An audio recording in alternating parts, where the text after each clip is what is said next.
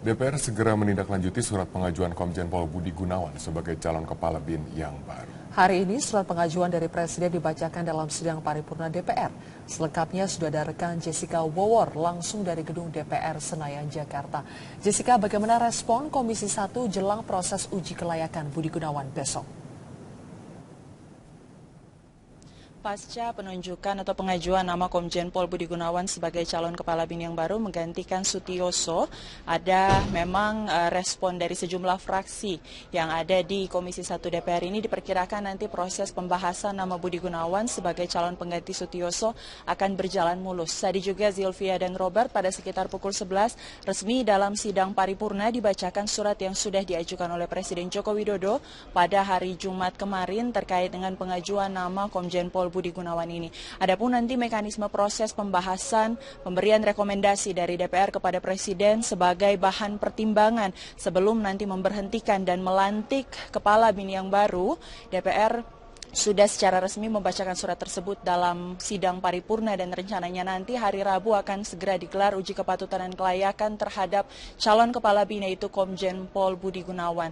Meskipun hingga saat ini belum ada sejumlah penolakan begitu dan dinamika terkait dengan pengajuan nama Komjen Pol Budi Gunawan sebagai calon kepala BIN yang baru, namun masih ada sejumlah tugas rumah begitu yang akan ditinggalkan atau menanti Budi Gunawan pasca nanti Sutioso diberhentikan sebagai kepala BIN yang baru. Saya akan mengajak Anda untuk berbincang langsung, bertanya apa saja sebenarnya yang masih menjadi tugas pokok atau menjadi pekerjaan rumah dari seorang calon kepala BIN yaitu Komjen Pol Budi Gunawan. Sudah ada anggota Komisi 1 dari fraksi PDIP, Pak Charles Honoris. Bang Charles, mungkin bisa dijelaskan begitu apa saja yang masih menjadi catatan penting yang perlu diselesaikan oleh Budi Gunawan jika menjabat sebagai kepala BIN yang baru? Ya, tentunya salah satu PR yang utama yang harus diselesaikan oleh Pak BG adalah bagaimana BIN bisa memperbaiki koordinasi dengan lembaga-lembaga lainnya, khususnya lembaga penegak hukum dalam hal penanganan terhadap pidana terorisme misalnya atau perlindungan warga negara Indonesia.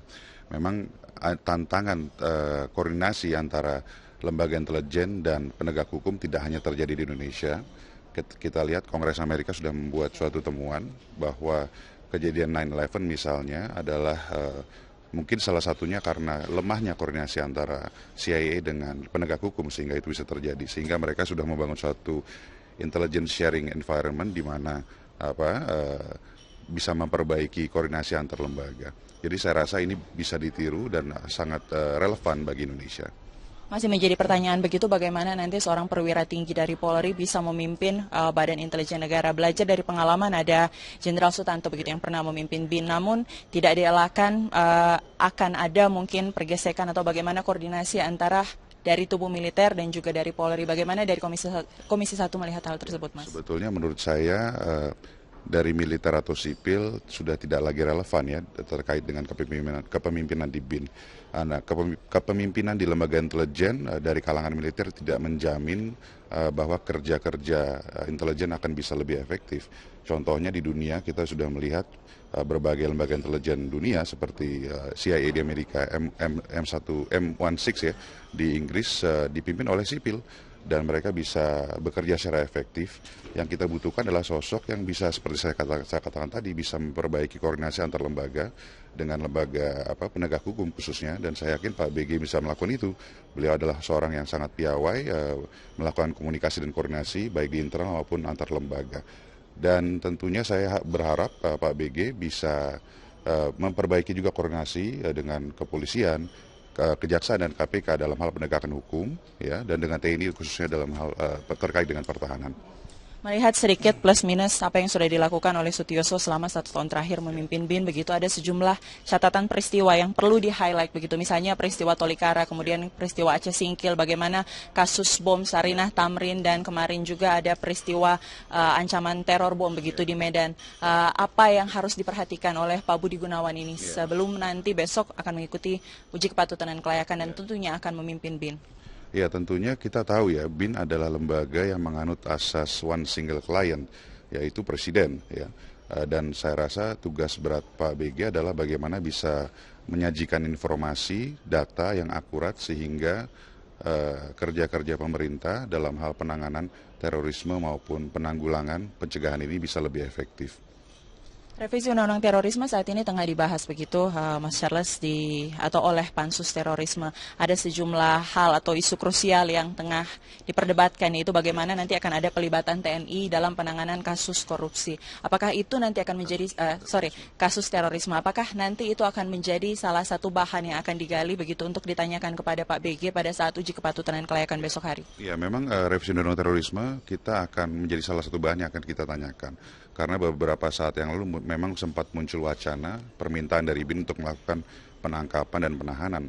Tentunya kalau buat saya kita tidak bisa menyetujui itu karena tugas pokok lembaga intelijen adalah melakukan intelligence gathering dan bisa melakukan intelligence sharing kepada user.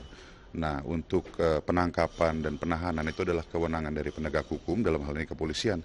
Sehingga saya garis bawahi lagi, pentingnya koordinasi yang baik antara penegak hukum dan lembaga intelijen. Sehingga informasi yang sudah didapatkan bisa berguna dan bisa menunjang kerja-kerja penegak hukum agar bisa lebih efektif dalam penanganan berbagai kasus termasuk misalnya terorisme.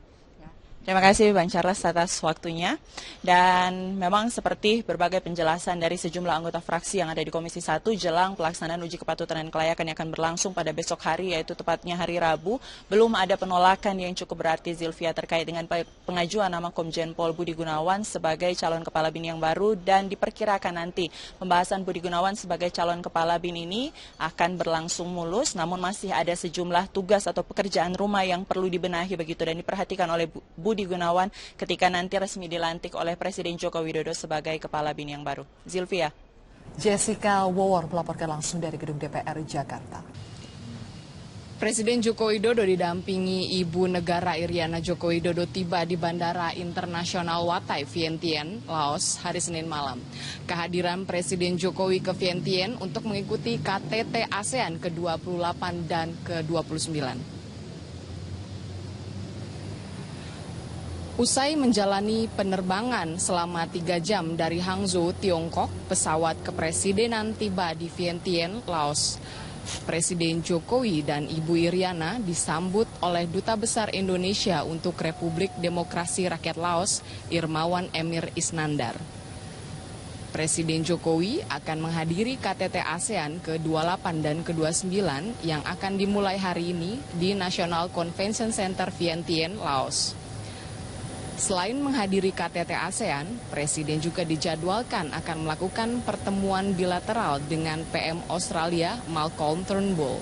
Presiden juga akan berada di Vientiane hingga Kamis mendatang.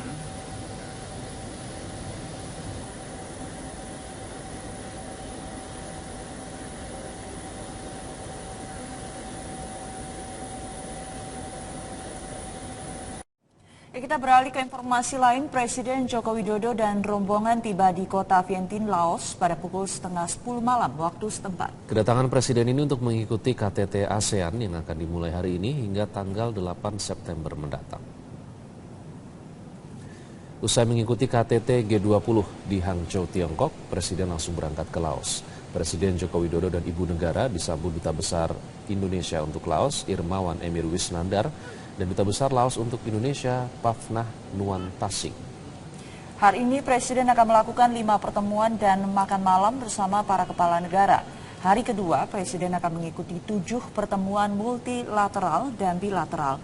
Menteri Luar Negeri Retno Marsudi menekankan kehadiran Presiden membawa misi penting terkait masalah ketahanan dan keamanan batas wilayah.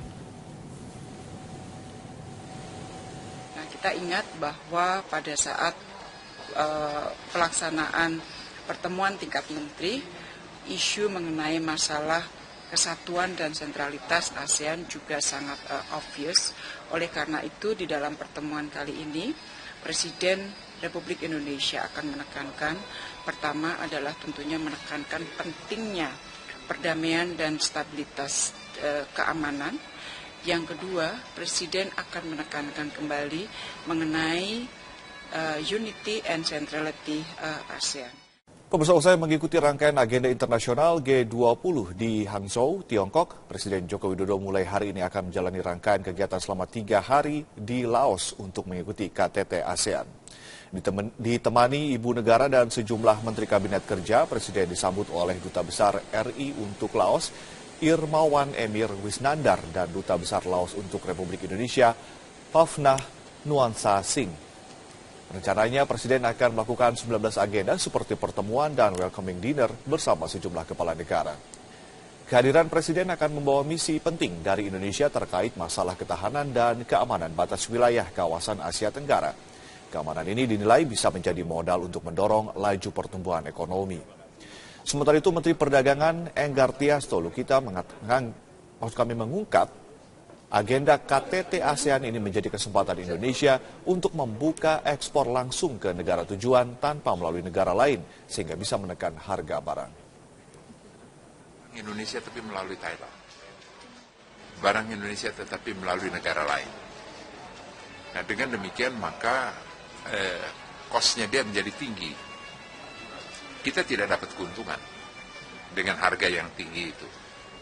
Bahkan jadi hambatan karena dengan harga yang tinggi volumenya ekspor berkurang. Mereka meminta atau meminta dibuka akses langsung